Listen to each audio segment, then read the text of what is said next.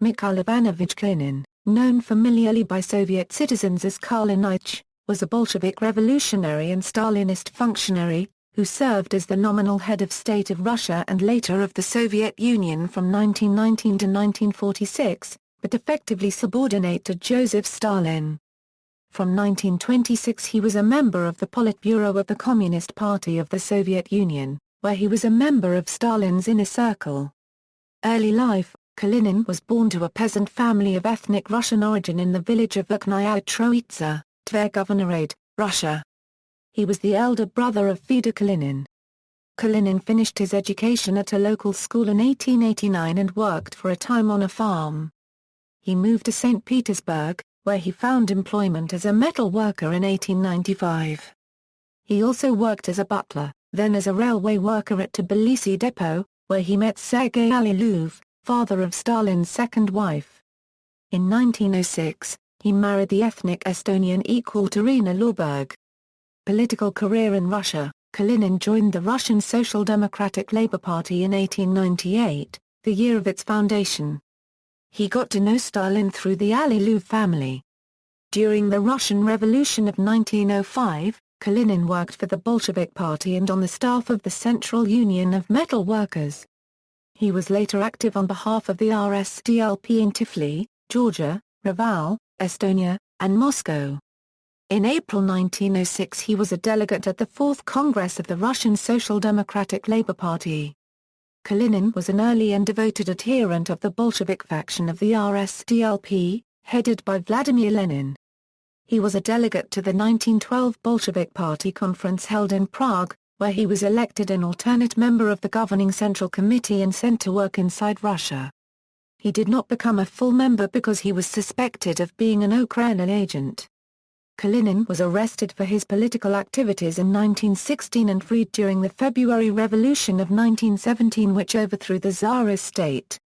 During this period, Kalinin joined the Petrograd Bolshevik Committee and assisted in the organization of the party Daily Pravda, newly legalized by the post-Tsarist regime.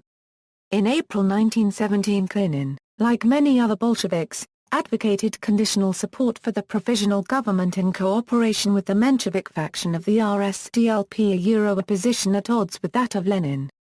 He continued to oppose an armed uprising to overthrow the government of Alexander Kerensky throughout that summer. In the elections held for the Petrograd City Duma in the autumn of 1917, Kalinin was chosen as mayor of the city, which he administered during and after the Bolshevik Revolution of November 7. In 1919 Kalinin was elected a member of the governing Central Committee of the Russian Communist Party as well as a candidate member of the Politburo. He was promoted to full membership on the Politburo in January 1926, a position which he retained until his death in 1946. When Yakov Sverdlov died in March 1919 Kalinin replaced him as president of the All-Russian Central Executive Committee, the titular head of state of Soviet Russia. The name of this position was changed to chairman of the Central Executive Committee of the USSR in 1922 and to chairman of the Presidium of the Supreme Soviet in 1938. Kalinin continued to hold the post without interruption until his retirement at the end of World War II. In 1920, Kalinin attended the Second World Congress of the Communist International in Moscow as part of the Russian delegation. He was seated on the Presidium rostrum and took an active part in the debates. Political career in the Soviet Union: Kalinin was a factional ally of Stalin during the bitter struggle for power which erupted following the death of Lenin in 1924. He delivered a report on Lenin and the Comintern to the Fifth World Congress in 1924.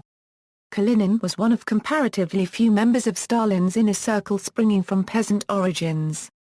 These lowly social origins were widely publicized in the official press, which habitually referred to Kalinin as the all-union headman, a term hearkening to the village commune in conjunction with his role as titular head of state.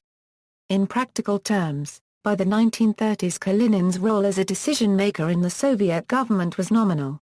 He held little power or influence beyond receiving diplomatic letters from abroad. Recalling him, future Soviet leader Nikita Khrushchev said that, "I don't know what practical work Kalinin carried out under Lenin. But under Stalin he was the nominal signatory of all decrees, while in reality he rarely took part in government business. Sometimes he was made a member of a commission, but people didn't take his opinion into account very much. It was embarrassing for us to see this. One simply felt sorry for Mikhail Ivanovich. Kalinin kept a low profile during the Great Purge of 1937. He was well aware of the repression.